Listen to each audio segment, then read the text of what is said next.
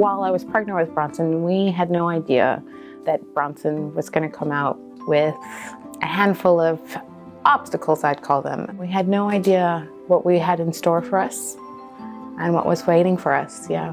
With Bronson, his challenges are he has hypotonia, which is low tone. So his muscles have to work extra hard in order to do the things that we do normally throughout day to day. Bronson also has been diagnosed on the spectrum. It hit me because he wasn't going to have a life like I had thought he would have.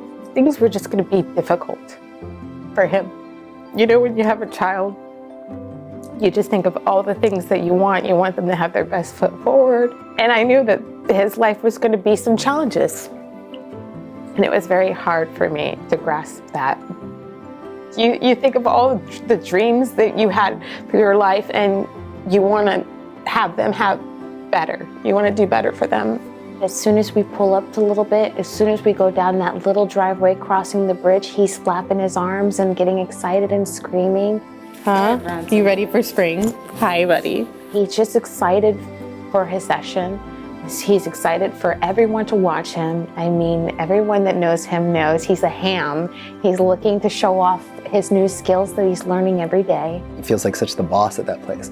So for him to feel that at home and that comfortable says a lot about the instructors, a lot about everything, the horses, everyone around when he walks around, just the love he gets from everybody. It's just, you know, it kind of breaks my heart in a good way. Climb on. Push, push, push. Push. Good job. Physically, I feel a little bit is the sole reason why Bronson is where he is as far as walking. I didn't put any pressure on that because I knew with his hypotonia, they said it could happen at any time or it may not happen. But in my heart, I thought at 4. And from the first day that Bronson got on that horse, he had not been able to sit unassisted without having someone behind him and assist him in sitting. Like, we would put him in sitting position and one of us would have to stay behind him or put a pillow for him to stay up. After his very first session, he sat up for the longest by himself that I actually recorded. I had to take a video of this because I went to a friend's house and I was like blown away from his very first session. When Bronson started, we were working on his sitting balance and maintaining it. He was able to sit on his own, but he often would fall over, and then transitions for him. So getting from the floor up to sitting to interact with this environment and play. He quickly learned that one. I think 2 weeks after he started here, he learned to push up from the floor into sitting. It's then progressed now to goals of squatting, standing for prolonged times by himself. He now walks on his own, but getting better control of his gait, being able to walk over different surfaces, do things like stairs, squat down to pick up a toy without falling to the floor. We've added stirrups, which can help us do standing. It can help us do squats. It can help a lot of different activities in that way to build that leg strength and that graded motion, how we talked about him picking up something off the floor, and then endurance. Right now he uses his wheelchair for community stuff with his family so they don't have to carry him, and he is able to push at home and in the schools and stuff. Now he's really just walking, and so getting that control, being able to walk around his classmates and not fall over and have that safety awareness. The very first session he sat for the longest he ever sat, and I told myself, he's doing this hippotherapy. Every week we'll make the sacrifice until he tells me I'm done. But this is going to be part of his life for as long as he wants it to be part of his life. The kind of love he gets and the kind of love he gives, it makes you think that there's really no amount of money that would make this too expensive, you know, because it's just what we get out of it and what he gets out of it.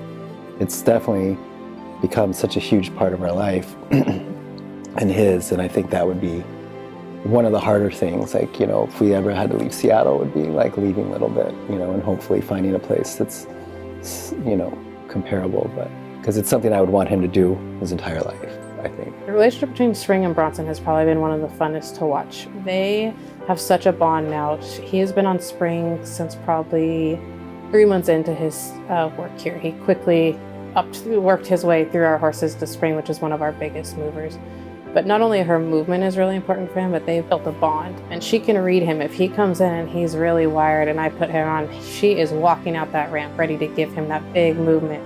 And then she slows down and he slows down. And they kind of together It's fun to watch through a 30-minute session. You see their systems just slow together and they bring each other down. And then we can quickly go back up if we need to, or regulate that. But they match each other really well. And that's the great part on the horse. Then you get them off the horse and they're so fun. Spring's so patient with Bronson. He's just a big kid's horse. It's a perfect fit in every aspect, between our team, between our horse, and the setting is beautiful. It's like a retreat for me. It's another family for me. It is. A little bit, it's another family for me. The cost of our riding sessions and our therapy sessions does not come inexpensively, and our families only pay about 25 to 36% of the total cost of providing those services. So we really depend on your help and the help of the community to be able to make these life-changing therapies and activities available to our families. Thank you for all that you do for Little Bit and for being such generous supporters of our mission. We just couldn't do it without you. From everyone from the front desk staff, they all know Bronson. You know, I don't have family here, so for me, it's an extended family that cares about Bronson, cares about Bronson's goals, cares about how we're all doing. Yeah, it's home. It's a home away from home for us. It really is.